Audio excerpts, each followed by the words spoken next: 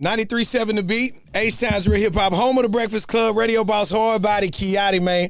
The OG, the legend, the original dog, the dog of them all, man. Vernon Maxwell in the building. How you feeling, brother? Oh, man, I'm blessed, man. Thanks for having me, man. Oh, no, man. Yeah. It's always love anytime I see you. Absolutely. Every time I see you. You know, Rockets game. Yep, absolutely. Hallway. Absolutely. Golf course. Absolutely. That's what I do. Man, I don't know. You really be golfing like that? Absolutely, I do. I play. I'm a serious golfer, yeah. Been playing about 30 years now, so, yeah, I play. I'm really serious about it. See, it keeps me out of trouble. Okay. Because, I've been retired, so, after I play golf, I be done hit me one and drunk a couple of drinks. Yeah. And, and then did what I done did. And yeah. Then, and I play 18 holes. It's about 4.5 hours to play 18 holes. So, and then you're out there in the hot sun, so it takes all your energy out you. So after that, I just go home. I be chilled from there. Go home, take me a nice, good shower, man. I done worked out already in the morning, so I'm chill now. So I just go on that, keep me out the streets, man. That's what golf did for me. Come on now. Absolutely, yeah. And so for you, how much peace of mind and solitude do you find out there just being by yourself? You know what I'm saying? Or not, let me not say by yourself, but just not a lot going on, just with the family, with your people, out there on that grass. Well, shit, I am by myself, but I ain't got nobody. But yeah, I mean, I love it. That's what I feel like I'm a loner a lot. I be with myself a lot unless I'm with Cameron or somebody, that one of my homeboys back in Charlotte. But I be by myself a lot. But just golf just did a lot for me, man. It just kept me out the streets and you got to have etiquette when you play golf too. Now, you can't be out there running your mouth all loud and talking and and throwing clubs. No, you can't do all that. So you can tell I don't golf. I thought that was a part of the process. Nah, we ain't doing none of that. Okay, yeah, lace me up now. So yeah, man, but that's what I'm talking about. That part, man. All that anger and all that cussing and fussing and all that out there. Yeah, it happens out there. You get some ghetto niggas playing golf, but majority of the most, it's etiquette. You're playing with etiquette, man. You help a dude hit in the woods, you go in there and help the guy find his ball. Come on. Yeah, so that kind of thing like that. So now I know you have a golf tournament coming up here at the end of the month. Yeah. Herman, it's over at Herman, correct? Yeah, Hermann Park. Vernon Maxwell Foundation, mental health, that's what it's about. So I wish I would have talked about mental health and been in this space, way back. I could have saved myself a lot of money. So, but no, I just think it's much needed in the black community and in community. I just much needed. So, and I got a space where I can talk about it, and my stories that's all my stories is mental health. I lost a lot of money, like I said, but just to be able to talk about it and like I always say, if I can just help one person, I did my job. So that's what I just care about that part. I think in a lot of our minds, especially, speaking of the black community, when it comes to mental health, right? Mm-hmm. It's just the way we raised. A lot of time, Big Mama say, what go on in this house? Stays in this house. Stays in this house. Absolutely, yeah. You know what I'm saying? And I think that's something that a lot of us pass down to our kids. Like, hey, what goes on in this house? Yeah, absolutely. Hey, I can't tell you how many whoopers I got that ended with what goes on in this house. Yes, stays. Right? Stays in. Tell you. Absolutely, you're right. Until I went to school one day and I was bleeding through my shirt. And so I kept it in the house. You didn't, homeboy. You whipped me so hard. I was bleeding, and now it's out of the house. See, that was child abuse. Yeah, for real. That's what they used to do to us back in them days. See, my mom, I tell all the time, Gracie Mae Maxwell, child abuse. These days she'll be... We laughing, but it's not funny, but it is funny. She'll be locked up the way she used to beat me. Listen, so I'm trying to tell you, man. My kids have no idea what it's like to get a real, what some people would consider an ass whooping. Like our kids, we be like, give me the phone. Get off that PlayStation. Fam, I got whooped with a 1978 Thunderbird alternator belt in real life. It was called the strap. Belt. Like, man, my dad was my stepdad was from a small Glendora, Mississippi. Yeah. I'm talking about I got whooped with I'm like, why am I getting whooped with an alternator? Like, this is not normal behavior, right? But for them, it was normal. Hey, man, you going to act right, and this is going to guarantee that you... Absolutely, you don't do it again. That's absolutely right. Yeah, man. It's different. We grew up different. End tables and shit. My mom hit me with end tables, all kind of shit. Did you have to pick your own switches? Oh yeah, go get that too. Come on. And then tear the damn leaves off it and then hand it to her. And then she locked it. Oh, I just got a whooping in my mind. That's what we used to have to like peel the switch. And I'm like, why are we peeling what y'all finna whoop us with? This don't make sense. And then lock you in the room with her. Come you can't get out of there. Hey, we went through some traumatic stuff that we just chalked up under. This just normal. This just what happened. That's what happens. Yeah, back in them days. That's why a lot of us it wasn't no repeat offenders. You know. Hey. Hey, listen. Okay. I know it. Because I know it seems like we being funny now, but listen. See if you can get your ass whooped like we was getting our ass whooped back in the day. A lot of this shit won't be going on. Listen. I'm not a fan of child abuse. I was abused as a kid. But as a grown man, yes, man, I do understand that we understood consequences. Absolutely. Mm-hmm. And I feel like for some of the younger people, if the only consequence is give me the phone or turn off the PlayStation or they don't have no real understanding because eventually you get that back. It's like, well, yeah, you're going to get it back. You're going to give it right back to them. That whooping? Well, I'm trying to tell you, we just don't want them to go through what we went through. That's all. That's why we're so protective of our kids nowadays. Yeah. You know, and that's why they so, unfortunately, I got some pretty good kids. So yeah, for sure. Me too, for sure. Yeah. So I felt like I did a pretty good job. So, but even though I do feel like on the cool though, it should be like a parent purge, right? Like like the movie The Purge, right? Like you should let it build up, and then look, this one day out the year, if you mess up, just know. Hey man, you catch your hands, like you know what I'm saying. Absolutely. I just feel like if kids knew that was coming, they'd be like, "Nah, we don't want." You know what I'm saying? Do that with him. Yeah. We see how he cut up all through the year. Just one day, right? Just one day. Just December the 29th for the new year get here. Belts on ass. You hear me? Like like kids would be like, "Okay, cool, let me chill out." Like you know what I'm saying? For real. This mental health may not look how we think it's supposed to look all the time. As far as people that, want to get help, this golf tournament is definitely advocating for mental health. And absolutely. That's it. Does mental health look like a certain thing? Like, can you just look at somebody and tell they're going through a mental health crisis? Well, like when you see these guys standing on the corner and it's like 100 fucking degrees outside, these guys walking on the corner, just standing there talking to themselves on the corner, that's probably a motherfucking mental health case right there, so that's why I don't laugh about that. I try to tell people, they ain't, because you never know what his background is. See, this motherfucker probably came from his family probably wealthy as hell. Yeah. But his mental state ain't able to let him, can't adjust the two. He don't know, because he's supposed to be, like, not living like that. He should be cool, yeah, he should be cool, because his family is living a real good life. But he over here on the corner, like, because he all discombobulated in his head. There's just a lot of emotion, a lot of things that go on. So, and then you got to have somebody that you can reach out to and talk to about that. Because, if you don't, like, I have to have somebody. Shit, I struggle every day, so I ain't ashamed to say it. But, we laugh and joke all the time, me and my guy Cameron and my guy Mari, but but I have to have somebody to talk to a lot, because I go through it all the time. So, for sure. And I ain't ashamed to say it. So, and I just want everybody else not to be embarrassed about talking about mental health, because I feel like in the black community, in the black space, we don't talk about it enough, and we're scared to talk about it because we want to be the alpha male all the time, the big dog, because we can't show no weakness. But no, it's not showing weakness. That's strength to me. So it's okay to talk about mental health, man. It's okay. Like I said, I'm a mental health case. So, So I deal with it, and I struggle. When I struggle, I have somebody I can call, and that's my thing. So come on. Just being able to have a space where you can call somebody, when you get in a bad place, Man, that's wild having this conversation with you. I saw a video Deion Sanders this week, and he was saying something about, like, due to the cancer he was fighting, like he was basically doing like a Depends commercial. Yeah. And I saw people in the comments, like, and of course I definitely understand trolls, right? Yeah.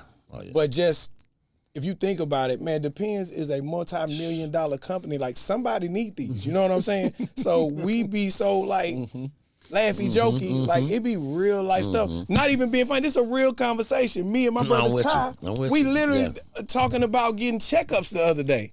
And I was just like, hey, bro. You have to. I don't know, bro. You know, you get to a certain age, and that I'm like, bro. He was like, nah, fool. There are certain things you have to do as you get older. Like, yes, you got to take care of that. You know what I'm saying? Get checked. Yeah. Chadwick Boseman and these other people that never. Yeah. You got to let them look on the inside of you. You know, you got to see that. You got to get that done. But that's not a conversation we having like we talk about basketball or sports or. Absolutely. That's not a conversation we just sitting around as homies like. No. When we got checked last night, that ain't the conversation. You know, that ain't the conversation we have. We might need to. Maybe it might be easier if more of us just be like, open up about it, because I mean, a lot of us black men, I mean, really, man, we got to get checked more. You know, before it you know, we find out, oh Lord, then it's too late. Yeah. So that's why I do it. You know what I mean? I got one coming up in November, I think. So come on. Yeah. So I'm on point. You know, that's why I keep my body in some shape. My mind right, and so but come on, I'm getting checked. Man, I'm super proud of you. Like, growing up in Houston, there's legendary folklore of Mad Max, right? And we would grow up here, and boys will put that lemon on, and it'll be like, hey, anybody say anything, it's time to be some smoke. Super intricate about the level of beef that we're about to participate in. Because they know Mad Max, growing up, you was my wife's favorite player. Yes. Like, you was just like, you was the OG dog. Like, atomic dog. Like, that was you.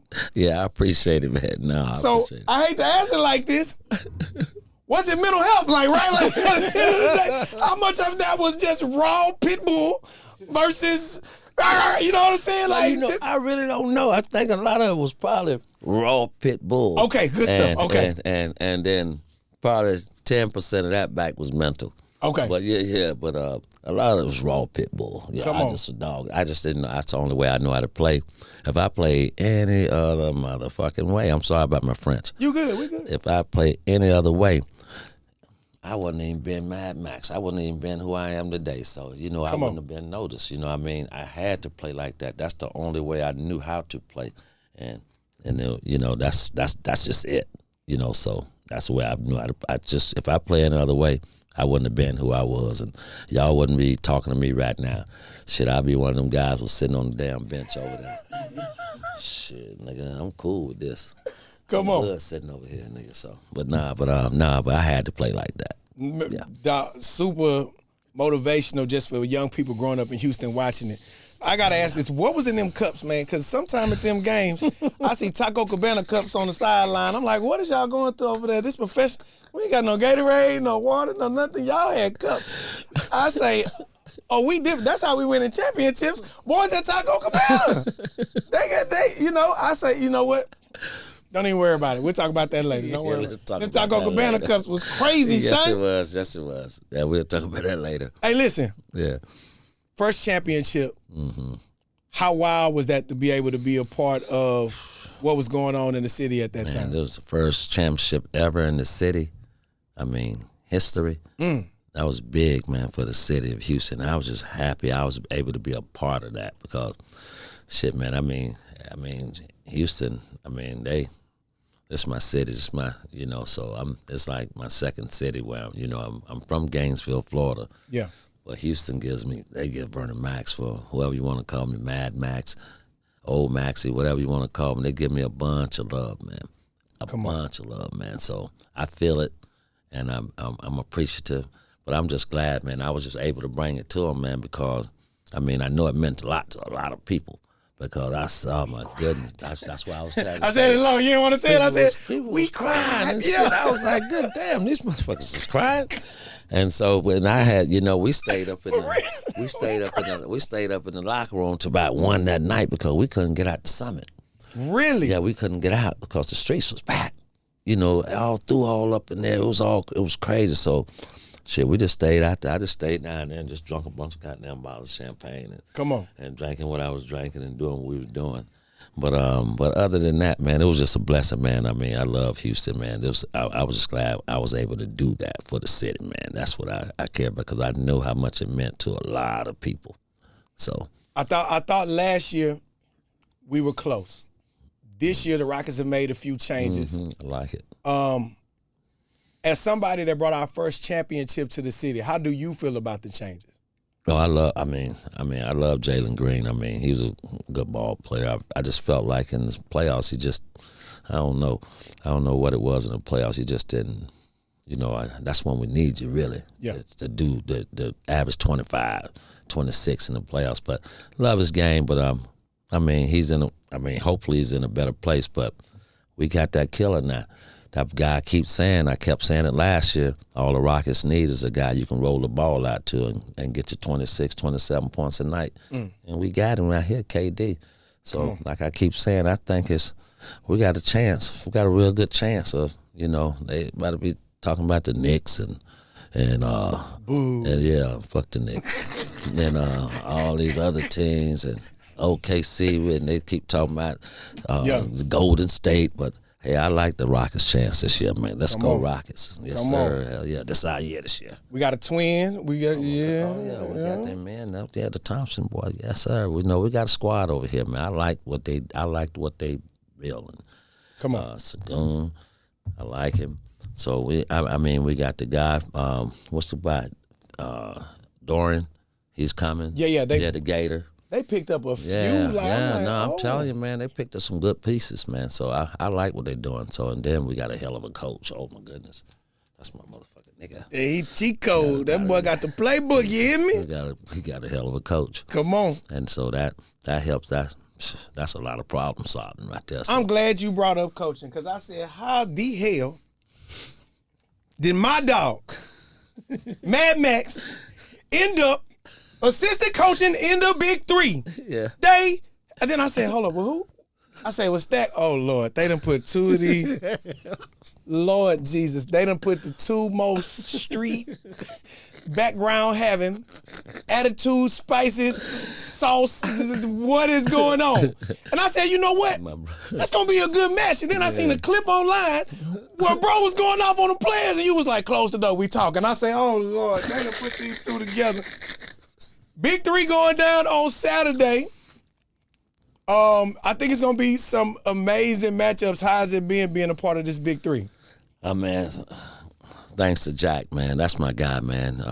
If it wasn't from Steven Jackson, man, Five, man, he's so real, man. He's a real one, man. He got me involved in it. He went to Ice Cube, like he said, we was doing a show. He went to Ice Cube. We was doing a show with All the Smoke. And called Unplugged, and he came out, we was doing the show together. He just said, man, I'm gonna ask Ice Cube, man, because I really think I want you to coach with me, man.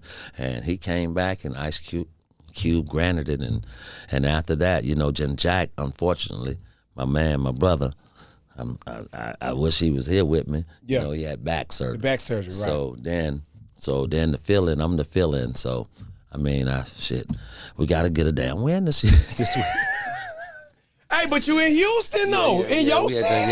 Yeah, I know, but we got a tough one this weekend. We got Dwight Howard and them, and these guys, Jordan Crawford, and so it's gonna be a tough one. So we got a tough game this, and Mike Taylor. So we got a tough game this week, man. Whew. Probably we won in, what's our record, Cam? 1-4, 1-5. Oh Lord, 1-5. Okay.